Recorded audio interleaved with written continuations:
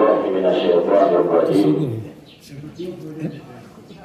بسم الله الرحمن الرحيم. الحمد لله الذي جل علاه ما لنا رب سواه. كل من حاز رضاه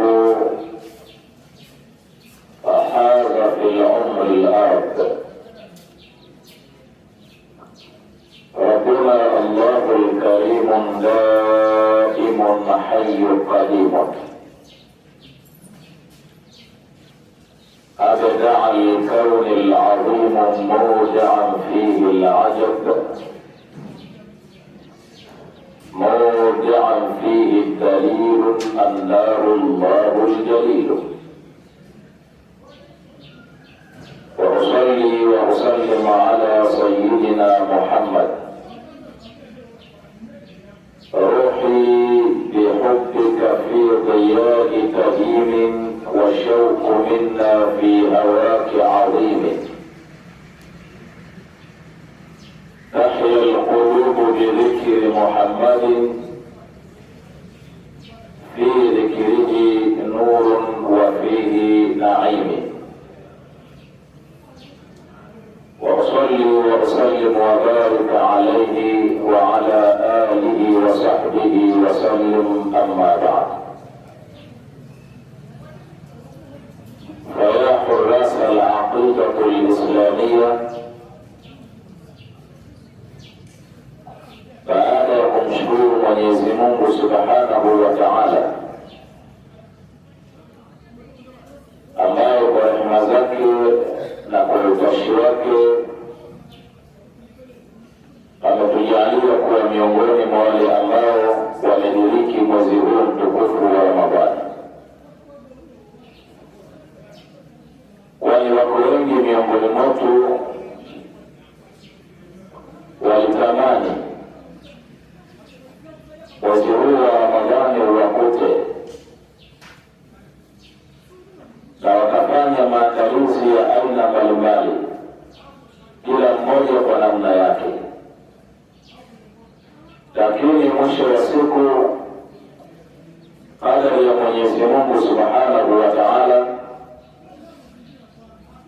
ikawa imepita na hatimaye hawakuweza kudiriki mwezi huu mtukufu wa Ramadhani. Na wale ambao waliuanza lakini hawakupata kumaliza au kufika ndani ya siku hii ya leo. Kwa hiyo ni jambo la kumshukuru Mwenyezi Mungu Subhanahu wa Ta'ala. Rehma na amani zimwendee kiongozi wetu na kipenzi chetu Bwana Mtume Muhammad sallallahu alaihi wasallam, ambaye hakutumwa isipokuwa ni kwa ajili ya kuwatoa watu katika kiza cha ukafiri na ushirikina na kuwaingiza katika nuru ya imani na Uislamu. Ndugu zangu Waislamu, tumo ndani ya mwezi huu mtukufu wa Ramadhani, lakini pia ndio mwezi ambao unzila fihi al-Qur'an. Kitabu chetu cha Qur'ani kimeteremshwa ndani ya mwezi huu. Lengo ya kuteremshwa kitabu hiki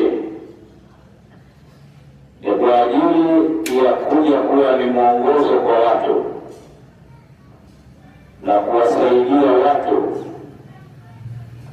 fima yahusu an duniyahu, katika yale ambayo yanayohusiana na dunia yao, lakini pia na yale ambayo yanayohusiana na akhira yao. وتعتبر على أن القرآن الكريم هو دستور هذه الأمة المحمدية. Na tunazingatia kwamba Qur'ani tukufu ambayo ndiyo maneno ya Mwenyezi Mungu Subhanahu wa Ta'ala ndiyo katiba ya ummatu Muhammad sallallahu alayhi wasallam. Bwana Mtume Muhammad sallallahu alayhi wasallam anasema katika hadithi yake kwamba man arada dunya fa alayhi bil Qur'ani wa man arada al-akhirah fa alayhi bil Qur'ani wa man arada huma ma'a fa alayhi bil Qur'ani. Kwa yeyote anayetaka dunia, basi ni juu yake kuifuata Qur'ani, afate maelekezo ya Qur'ani, afate maamrisho ya Qur'ani na aache makatazo yaliyokatazwa na Qur'ani. Wa man arada al-akhirah fa alayhi bil Qur'ani, na yeyote ambaye anaitaka akhira, kwamba akitarajia kukutana na Mwenyezi Mungu Subhanahu wa Ta'ala, akitarajia malipo kutoka kwa Mwenyezi Mungu Subhanahu wa Ta'ala, fa alayhi bil Qur'ani, basi aipate Qur'ani. Wa man arada huma ma'a, na yeyote atakayetaka dunia na akhira kwa pamoja, fa alayhi bil Qur'ani, ni juu lake kuipata Qur'ani. Ila ndani ya mwezi huu mtukufu wa Ramadhani tumeonelea ipo haja ya kusoma tafsiri ya Qur'ani kwa maana ya maneno ya Mwenyezi Mungu mtukufu, ili kwetu sisi iwe ni sehemu ya sababu zitakazoturejesha katika yale ambayo aliyotufundisha Mwenyezi Mungu Subhanahu wa Ta'ala, iwe ni sababu ya kurejesha umma katika yale mambo ambayo aliyotufundisha na kutuamrisha Mwenyezi Mungu Subhanahu wa Ta'ala, sawasawa iwe katika njia ya kuyafanya au kuyaacha yale ambayo aliyotukataza. Katika nadharia ya namna hiyo, tumependelea kwamba tusome suratu An-Nur, tusome suratu An-Nur. Na katika suratu An-Nur yako mengi ambayo Mwenyezi Mungu Subhanahu wa Ta'ala ametufundisha.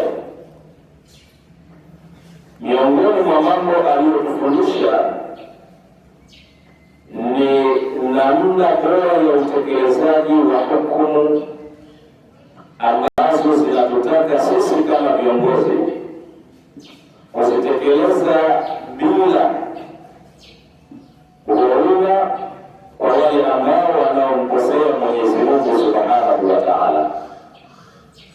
Lakini ni sura ambayo imekuja kuelezea namna bora ya utekelezaji wa misingi ya haki za kibinadamu kwa upande wa mwanamume, lakini pia haki za kibinadamu kwa upande wa mwanamke.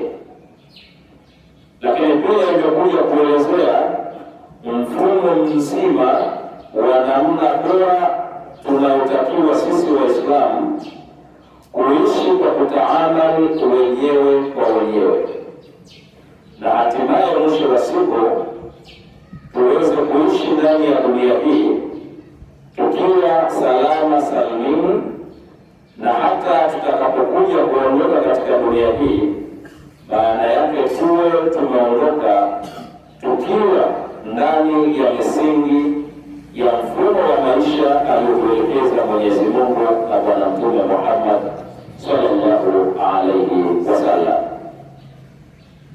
Na darasa hili lilianzia katika msikiti wa At-Tabligh, lakini kule sasa, kutokana na programu nyingi zilizokuwepo, ikaonekana lihamie wapi? Lihamie huko.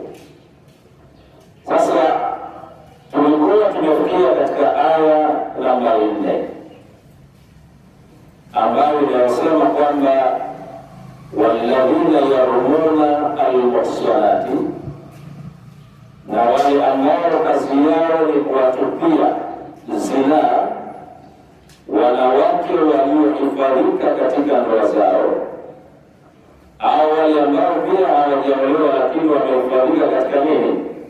Katika ndoa zao. Thumma lam ya'tu bi arba'ati shuhada, kisha wakashindwa hawa waliowatuhumu hawa wanawake na kuwatupia uchafu, hawakuleta mashahidi wangapi? 4. Fashhidu kulla wahidin minhuma 100 jalda, basi hawa waliofanya haya fashhiduhum 80 jalda, mwachape bakora 80, wala takbalu lahum shahadatan abada, na baada ya kuwachapa bakora 80 basi ushahidi wao hautoweza kukubaliwa tena. Wa ulaika humul fasiqun, na hawa watakuwa ni miongoni mwa wafasik.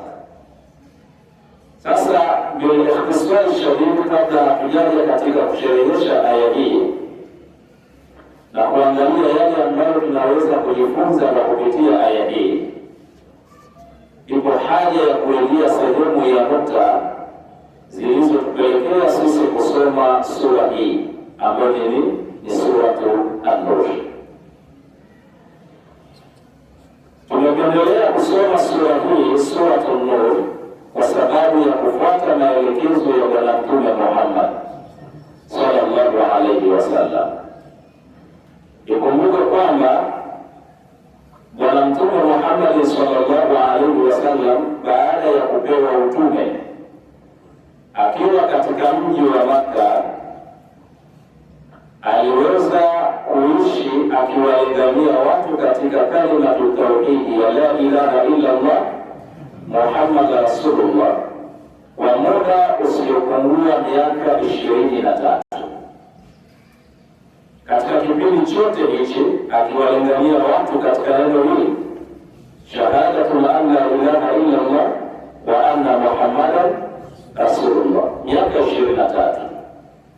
Kwa sababu gani? Jamii ya watu wa Makka ilihitajia zaidi imani kwa Mwenyezi Mungu Subhanahu wa Ta'ala kama sehemu ya suluhisho ya yale machafu yote waliokuwa wanayafanya, ambayo yalikuwa ni sehemu ya mauaji, sehemu ya kukosa uadilifu, dhulma, vitendo vya unyanyasaji na ukatili wa kijinsia, kukosekana kwa haki za watoto. Almuhimu, jamii ikawa imechafuka kwa kupita kiasi.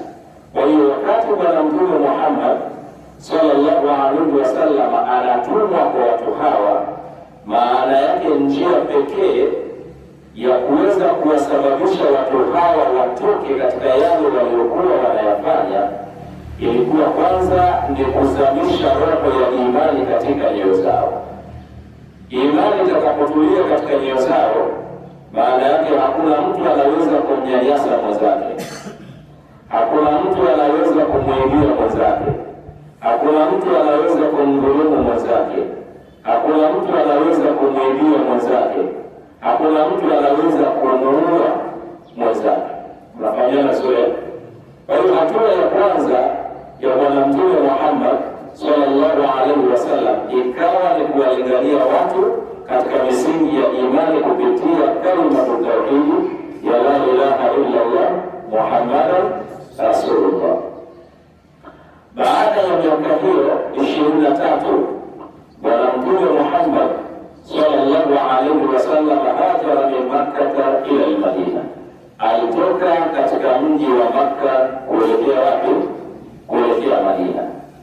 Alipoelekea katika mji wa Madina, kwa mara ya kwanza qamat ad-dawlatu al-islamiyya fil alam, ilienda kusimama dola ya Kiislamu ulimwenguni kwa mara ya kwanza.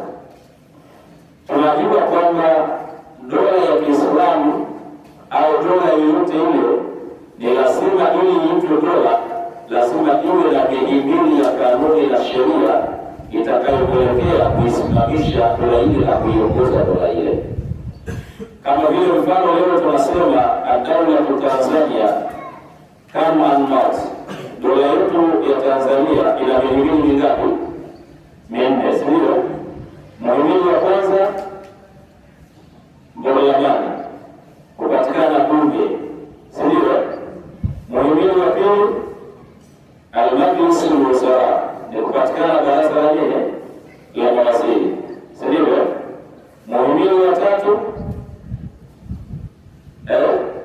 al-Mahkama, kupatikana nini mahakama, sio? Muhimili wa 4 Rais wa Jamhuri ya Tanzania, sio? Ni Rais wa Jamhuri ya Muungano wa nini wa Tanzania.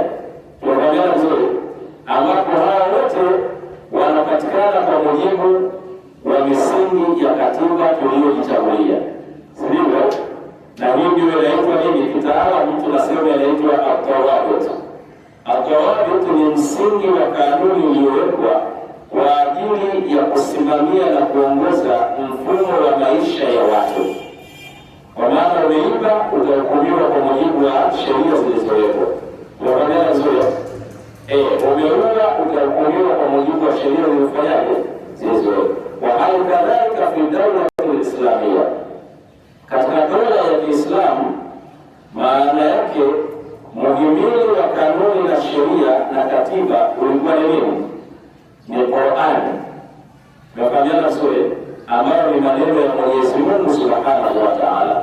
Lakini pia muhimili mwingine ulikuwa ni sunna za Bwana Mtume Muhammad sallallahu alayhi wasallam. Kwa hiyo Bwana Mtume Muhammad sallallahu alayhi wasallam wakati ametawalia dola ya Madina, akawa anafungua baadhi ya miji, kwamba Uislamu ukawa unahitajika katika baadhi ya maeneo mengine nje ya mji wa nini, nje ya mji wa Madina. Kwa maana ile dola sasa inaenda inafanyaje, inatanuka. Wakati inatanuka, maana yake Waislamu walikuwa wanafanyaje, wanaongezeka. Kwa hiyo wakati ambavyo Uislamu ulivyokuwa unatanuka, ndivyo ambavyo mahitaji juu ya ufahamu wa sheria za Kiislamu katika kuongoza maisha ya watu ulikuwa unafanyaje, unahitajika. Kwa hiyo Bwana Mtume Muhammad sallallahu alaihi wasallam alipokuwa anawateua viongozi kwenda kule, tunafanya vizuri, kwenda kusimamia na kufikisha Uislamu kwa wengine, alikuwa anawapa na maagizo maalum. Sehemu ya maagizo akawa anawaambia kwamba alimu rijalikum suratul Maida, wafundisheni wanaume wenu suratul Maida, waalimu nisaikum suratul An-Nur, na wafundishe wanawake zenu suratul An-Nur. Leo kwa sababu gani? Kwa sababu suratul Maida inakuja kumtengeneza mwanamume kujua majukumu yake, namna gani anatakiwa kuwa ni msimamizi bora juu ya yale ambayo yanayohitajika ndani ya jamii yake na familia yake. Na suratul Nur inakuja kumtengeneza mwanamke kuwa ni msimamizi bora na mlezi bora wa familia yake. Kwa maana nyingine ni kwamba tunapotaka kutengeneza new Islamic generation au new Islamic society, kwamba ile jamii mpya ya Kiislamu au kizazi kipya cha Kiislamu, basi hapa kila mmoja anahusika katika kuyabeba majukumu yake kwa mujibu wa taratibu ya mafundisho aliyoweka Mwenyezi Mungu na Bwana Mtume Muhammad sallallahu alaihi wasallam. Ila mwanamume anapofundisha suratul Maida atajua namna gani anavyotakiwa kusimamia majukumu yake, na mwanamke anapofundisha suratul Nur, maana yake na yeye atajua namna gani ya kusimamia majukumu yake, namna gani anatakiwa alitambue pamoja na kutambua haki zake na majukumu yake, ikiwemo swala zima la majukumu ya malezi ndani ya nini, ndani ya familia yake. Kwa lugha nyingine ya kifalsafa tunasema kwamba, kwa mujibu wa sayansi ya jamii ya Kiislamu, tunasema kwamba idha salahati zawj, mume akiwa vizuri barabara kabisa, akatambua majukumu yake vizuri, salahat azawja, na mke na yeye anakuwa yuko vizuri. Wa idha salahati zawja, mwanamke akiwa vizuri, salahati al-usra, na familia na yenyewe inakuwa iko vizuri. Wa idha salahati al-usra salahati al-mujtama, familia ikitengenezwa vizuri ikakaa barabara, maana yake na jamii na yenyewe inakuwa iko vizuri. Nafahamia. Lakini kinyume chake sasa, idha fasada zawj, mume akiwa hivyo, fasadati zawj, na mke anafanyaje? Anaharibika. Idha fasadati zawja fasadati al-usra, mwanamke akiharibika, maana yake na rasilimali watu ambayo ni ngazi ya familia na yenyewe inafanyaje? Inaharibika. Kwa nini inaharibika? Kwa sababu mwanamke kazi yake kubwa, sehemu ya majukumu yake ni kusimamia malezi, na mume ni kuhakikisha kwamba anatafuta kwa ajili ya kufanyaje?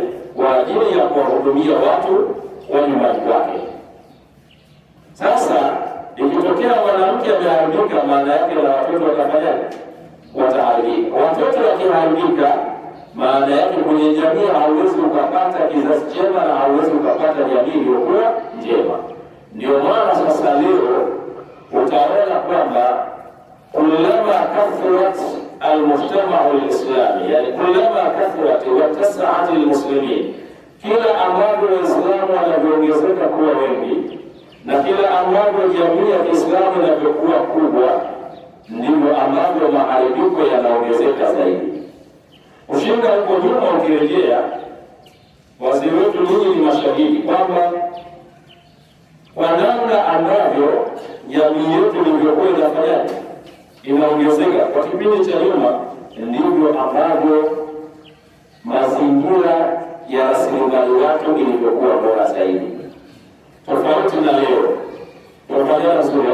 tofauti na leo, kwamba leo kwa kadri ambavyo Waislamu wanaongezeka na kwa kadri ambavyo jamii inazidi kuwa kubwa, ndivyo maharibiko katika upande wa Waislamu yanakuwa ni makubwa.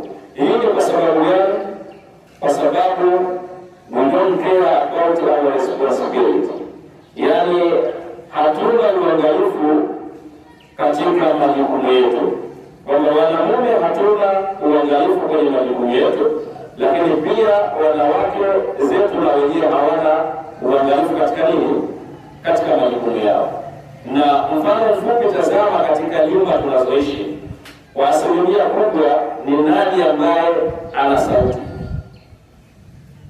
Tunaelewa vizuri, ni nani ambaye ana sauti? Ni nani ambaye kwa asilimia kubwa amebeba majukumu yake? Tunaelewa vizuri, yale majukumu ambayo mimi nilitakiwa niyabebe kama mwanaume, nilimwachia nani? Nilimwachia mwanamke. Na yale majukumu ambayo nilitakiwa yabebe mwanamke kwa mujibu wa kanuni, amemwachia nani? Kwa hiyo kizazi ambacho tunachokuja kutengeneza kinakuwa kimefanyaje? Kimekushana. Tumeelewa vizuri? Sasa Bwana Mtume Muhammad sallallahu alaihi wasallam alitengeneza utaratibu huo, kwa sababu ndoa ya Kiislamu kipindi hiko na jamii ya Kiislamu kipindi hiko ilikuwa inahitajia rasilimali watu bora. Maana yake ni kwamba tusiwe na Waislamu wengi na kujifanya kwamba sisi ni wengi, alafu wengi wenyewe ukawa hauna nini? Hauna natija. Yaani ule wengi wetu usingeweke katika vitendo vya uhalifu, wingi wetu usingeweke katika vitendo vya uvunjifu wa amani, wingi wetu usingeweke katika vitendo vya ufisadi, wingi wetu usigeuke katika vitendo vya kuuana, wingi wetu usigeuke katika kufanyiana dhulma, bali wingi wetu uwe na matokeo chanya ambayo baadaye yatakayoweza kusimamisha jamii bora na kuacha mwendelezo wa jamii iliyokuwa bora. Sasa Bwana Mtume Muhammad sallallahu alaihi wasallam akawa anawaamrisha maswahaba zake na kuwapa maelekezo kwamba alimu rijalikum suratul Maida wa alimu nisaikum suratul An-Nur. Wahal kadhalik, katika kipindi cha sahaba wa Bwana Mtume Muhammad sallallahu alaihi wasallam, baada ya kufariki Bwana Mtume Muhammad sallallahu alaihi wasallam, baadaye akaja Sayyiduna Abu Bakr as-Siddiq, na yeye akafuata maelekezo ya Bwana Mtume Muhammad sallallahu alaihi wasallam. Ulipofika utawala wa Sayyidina Umar ibn al-Khattab radhiyallahu anhu, utawala wa Sayyidina Umar ibn al-Khattab radhiyallahu anhu, moja kati ya siasa